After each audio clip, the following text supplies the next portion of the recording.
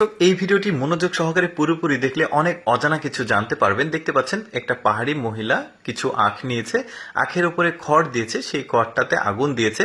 যখন আখগুলো সুন্দরভাবে নরম হয়ে পুড়েছে, এখন এটার উপর থেকে চোচাটা তোলা হচ্ছে।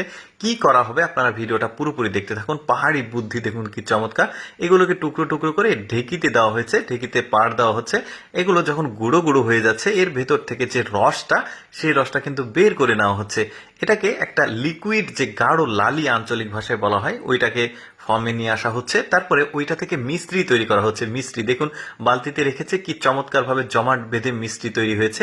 আচ্ছা, পাহাড়িদের এই যে বাঁশে ওঠার যে স্টাইল, সেটা দেখায় আপনাদেরকে। দেখতে পাচ্ছেন একটা পাহাড়ি লোক উঠছে কি চমৎকার ভাবে, আবার একই ভাবে নেমে আসছে। তাদের আসলে পাহাড়ে থাকতে থাকতে অনেক ক্যাপাসিটি গুলো জানা হয়ে গেছে। এরপরে দেখুন কুয়া থেকে কিভাবে পানি তুলছে, এটা চাষাবাদ করার জন্য। যে কুয়াটা আছে, কি একটা অ্যানালগ পদ্ধতি, এখানে কিন্তু কোনো প্রযুক্তি নাই, কি বুদ্ধি খাটিয়েছে তারা।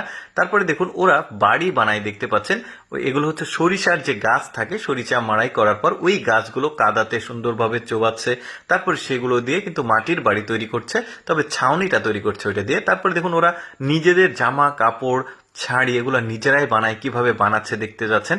বেশ চমৎকার কিন্তু। এই যে দেখতে পাচ্ছেন ওরা কাপড় বানাচ্ছে, এটা দিয়ে শাড়ি হবে, গামছা হবে, তারপরে ওদের পোশাক আশাক এগুলো হবে। পাহাড়িরা যে শুধুমাত্র ওদের বাড়িঘর খারাপ হয় তা কিন্তু না, ওদের বাড়িঘরও কিন্তু উন্নত হয়। তারপরে দেখুন পাহাড়ি অঞ্চলে মাছ ধরার একটা সিস্টেম দেখুন, বালির মধ্যে চিংড়ি মাছ বের করছে ওরা, কি চমৎকার। সম্ভবত পানি শুকিয়ে গেছে, পাহাড়ি নদীর পানি, তো বালির মধ্যে চিংড়ি মাছগুলো লুকিয়ে ছিল, ওরা শুধু বের করে নিচ্ছে, কি চমৎকার।